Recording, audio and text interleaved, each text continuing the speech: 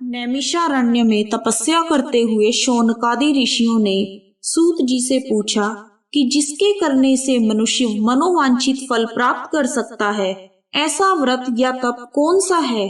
सूत जी ने कहा कि एक बार श्री नारद जी ने भी श्री विष्णु भगवान से ऐसा ही प्रश्न किया था। तब श्री विष्णु भगवान ने उनके सामने जिस व्रत का वर्णन किया था वही मैं आपसे कहता हूँ।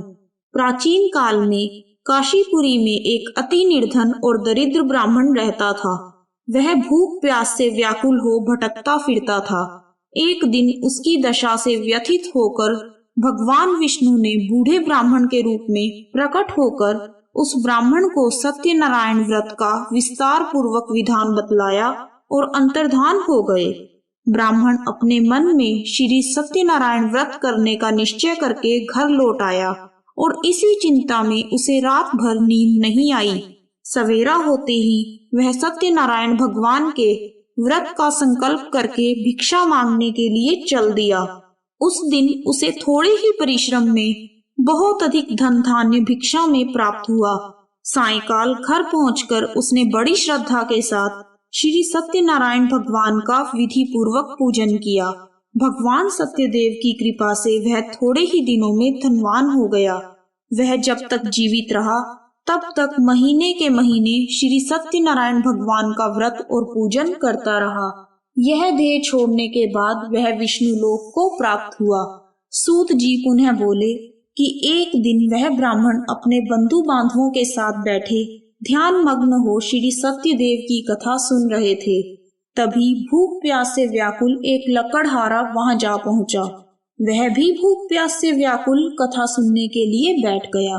कथा की समाप्ति पर उसने प्रसाद ग्रहण किया और जल पिया।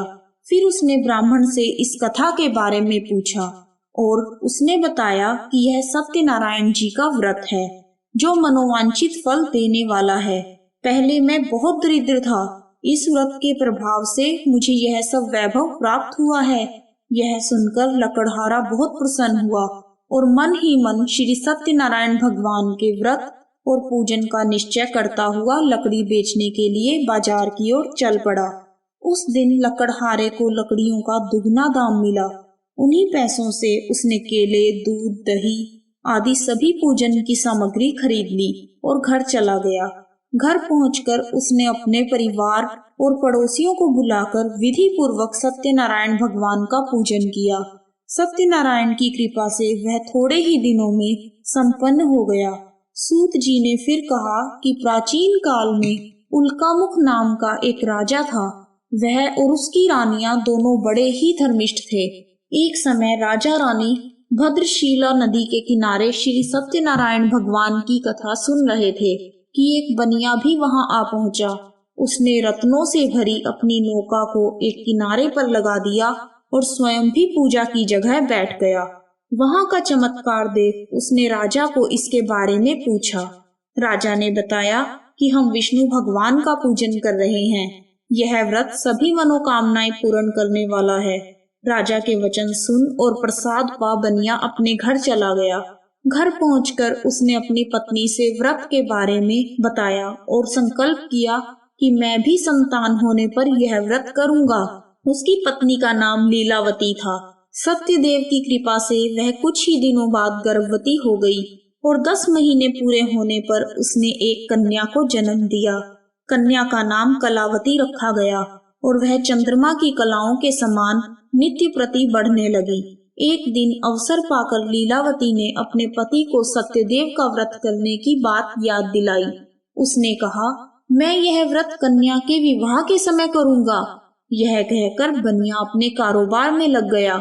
जब वह कन्या विवाह के योग्य हुई तो उसने दूतों द्वारा खोज करवाकर कंचनपुर नगर के एक बनिए के सुंदर, सुशील और गुणवान बालक के साथ विवाह कर दिया। फिर भी बनिए ने सत्यनारायण भगवान का व्रत नहीं किया। इससे श्री सत्यनारायण भगवान अप्रसन्न हो गए। कुछ दिनों बाद बनिया अपने दामाद को साथ लेकर समुद्र के किनारे रत्नसारपुर में व्यापार करने लगा। एक दिन रत्नसारपुर के राजा चंद्रकेतु के खजाने से चोरों ने बहुत सारा धन चुरा लिया। राजा के सिपाही चोरों का पीछा कर रहे थे। चोरों ने जब देखा कि सिपाहियों से बचना कठिन है तो उन्होंने राजकोष से चुराया हुआ धन एक जगह फेंक दिया और स्वयं भाग गए। वहीं बनिए का डेरा था। सिपाही चोरों को ढूंढते हुए उसी जगह पहुंच गए और उन्होंने दोनों बनियों को चोर समझकर पकड़ लिया। राजा ने दोनों को जेल में डालने का आदेश दे दिया और उनका धन कोष में जमा कर दिया। श्री सत्यदेव के कोप से लीलावती और कलावती भी बड़े दुख से जीवन व्यतीत कर रही थी। एक दिन कलावती भूख प्यास से व्याकुल होकर एक मंदिर में चली गई। वहां पर श्री सत्यनारायण भगवान की कथा हो रही थी। वहीं बैठकर उसने कथा सुनी। प्रसाद लेकर रात होने पर घर पहुंची।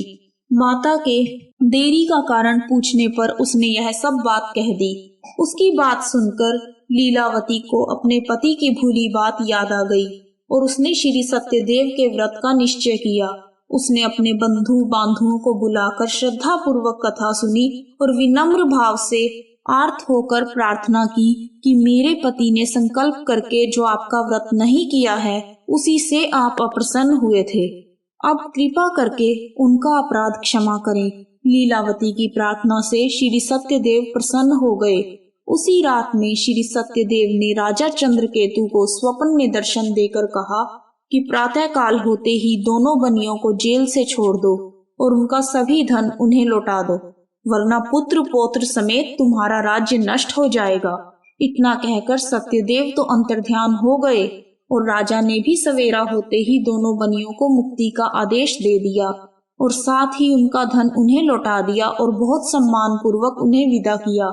दोनों बनिए आनंदित होकर अपनी नौका लेकर अपने घर चल पड़े। तभी श्री सत्यनारायण भगवान सन्यासी के वेश में उनके समीप आए और बोले कि तुम्हारी नौका में क्या है?